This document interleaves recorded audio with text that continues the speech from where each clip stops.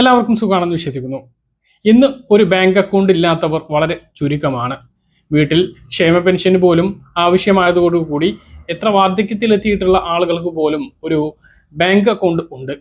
ഈ ബാങ്ക് അക്കൗണ്ടിലെല്ലാം മിക്കവാറും ആളുകൾക്ക്, അതായത് 99% ആളുകൾക്കും ATM കാർഡും ഉണ്ടാകും. ഈ ATM കാർഡ് നിങ്ങൾ ഉപയോഗിക്കുന്നുണ്ട് എങ്കിൽ അതിൽ നമ്മൾ അറിയാതെ ഇരിക്കുന്ന 10 ലക്ഷം രൂപയുടെ ഇൻഷുറൻസിനെ കുറിച്ച് അറിയണം. ഇതും പല ആളുകൾക്കും അറിയില്ല.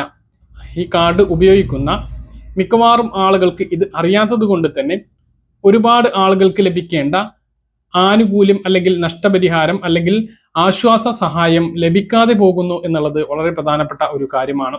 പറഞ്ഞു വരുന്നത് കോംപ്ലിമെന്ററി പേഴ്സണൽ ആക്സിഡന്റ് ഇൻഷുറൻസിനെ കുറിച്ചാണ്. അതായത് നമ്മുടെ കയ്യിലുള്ള ഡെബിറ്റ് കാർഡിൽ ആ കാർഡിന്റെ തരം അനുസരിച്ച് 2.5 ലക്ഷം രൂപ മുതൽ 10 ലക്ഷം രൂപ വരെ ആക്സിഡന്റ് ഇൻഷുറൻസ് കവറേജ് ലഭിക്കുന്നതാണ്. ഇതുമായി ബന്ധപ്പെട്ട വിവരങ്ങളാണ് ഈ ഒരു വീഡിയോ നിങ്ങളുമായിട്ട് പങ്കുവെക്കുന്നത്. വീഡിയോയുടെ വിശദാംശങ്ങളിലേക്ക് കടക്കുമ്പോൾ കൂടുതൽ ആളുകളിലേക്ക് ഇൻഫർമേഷൻ എത്താൻ ഷെയർ ചെയ്യുക, ലൈക്ക് ചെയ്യുക.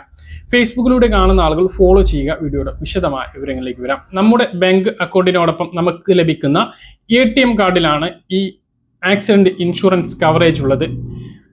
2.5 ലക്ഷം മുതൽ 10 ലക്ഷം രൂപ വരെയാണ് ഇതിന്റെ കവറേജ് ലഭിക്കുക.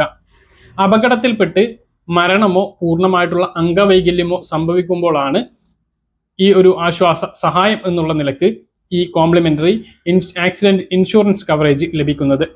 മരണപ്പെട്ടാൽ കുടുംബാംഗങ്ങൾക്കും പൂർണ്ണമായ അംഗവൈകല്യത്തിന് നഷ്ടപരിഹാരമായി ആ വ്യക്തിക്കും ഈ ഒരു സഹായം ലഭിക്കുന്നു.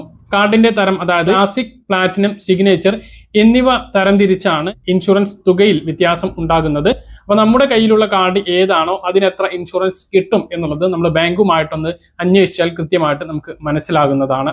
റുപ്പേ, വിസ കാർഡുകളിൽ ക്ലാസിക് കാർഡാണ് നമ്മുടെ കയ്യിലുള്ളത് എങ്കിൽ ഏറ്റവും കുറഞ്ഞ നിരക്കാണ് ലഭിക്കുക. 2.5 ലക്ഷം രൂപയാണ് ഏറ്റവും കുറഞ്ഞതായിട്ട് ലഭിക്കുന്നത്. ചിലതിൽ അതിൽ കൂടുതൽ ഉണ്ടാകും. സിഗ്നേച്ചർ കാർഡുകൾക്ക് ഉയർന്ന തുകയും ലഭിക്കും. പ്ലാറ്റിനം കാർഡുകൾക്ക് അതിനിടയിലുള്ള ഒരു തുകയും ലഭിക്കുന്നതാണ്. ഇതിന് നമ്മൾ പ്രീമിയം ആയിട്ട് പ്രത്യേകം തുകയൊന്നും അടയ്ക്കേണ്ടതില്ല. നമുക്കുള്ള ATM കാർഡിന് നമ്മൾ വർഷാവർഷം നമ്മൾ അറിയാതെ തന്നെ നമ്മുടെ അക്കൗണ്ടിൽ നിന്നും പണം ഈടാക്കുന്നുണ്ട്. അതുകൊണ്ട് തന്നെ ഇതിനായിട്ട് നമ്മൾ പ്രത്യേകം ഒരു പണവും അടയ്ക്കേണ്ടതില്ല. ഒറ്റ പൈസ പോലും അടക്കാതെയാണ് ഈ ഒരു പരിരക്ഷ നമുക്ക് ലഭിക്കുന്നത്. ഒറ്റ നിബന്ധനയേ ഉള്ളൂ. അപകടം നടക്കുന്നതിന്റെ 90 ദിവസത്തിനിടയിൽ, ചില കാർഡുകളിൽ 6 മാസത്തിനിടയിൽ ഈ കാർഡ് ഉപയോഗിച്ചിരിക്കണം എന്നുള്ളതാണ്.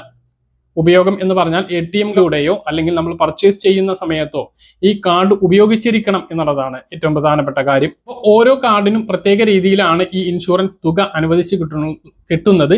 അപ്പൊ നിങ്ങളുടെ ബാങ്കിൽ പോയിട്ട് ഇതേക്കുറിച്ചൊന്ന് അന്വേഷിക്കാൻ മറക്കരുത്.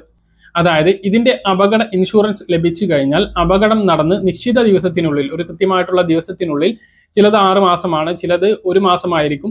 അപ്പോൾ നിങ്ങളുടെ ബാങ്കിൽ എത്രയാണോ ഇതിന്, അല്ലെങ്കിൽ നിങ്ങളുടെ കാർഡിൽ എത്രയാണോ ഇതിന് കാലാവധി ഉള്ളത്, ആ ഒരു നിശ്ചിത സമയത്തിനുള്ളിൽ തന്നെ അപേക്ഷ നൽകേണ്ടി വരും.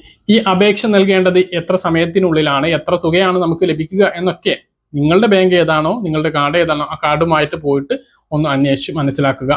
അതുപോലെ തന്നെ നമ്മുടെ ബാങ്ക് അക്കൗണ്ടിൽ നോമിനിയെ ചേർത്തിട്ടുണ്ട് എന്ന് ഉറപ്പുവരുത്തണം. മരണശേഷം നോമിനിക്കാണ് ഈ ഒരു സഹായം കയ്യിൽ ലഭിക്കുക, അല്ലെങ്കിൽ അതിനുള്ള അവകാശം, അത് എടുക്കാനുള്ള അവകാശം നോമിനിക്കായിരിക്കും. നോമിനിയെ ചേർത്തിട്ടുണ്ട് എന്ന് ഉറപ്പുവരുത്തുക. ഇപ്പോൾ 4 അംഗങ്ങളെ വരെ നോമിനികളായിട്ട് ചേർക്കാനുള്ള അവസരമുണ്ട്. അത് ഈ കാര്യത്തിന് വേണ്ടിയല്ല, ബാങ്ക് അക്കൗണ്ടുള്ള എല്ലാ ആളുകളും നോമിനിയെ ചേർക്കണം. നമ്മുടെ രാജ്യത്ത് തന്നെ അവകാശികളില്ലാതെ കെട്ടിക്കിടക്കുന്നത് കോടാനുകോടി രൂപയാണ് എന്നുള്ളതും നമ്മൾ മനസ്സിലാക്കണം.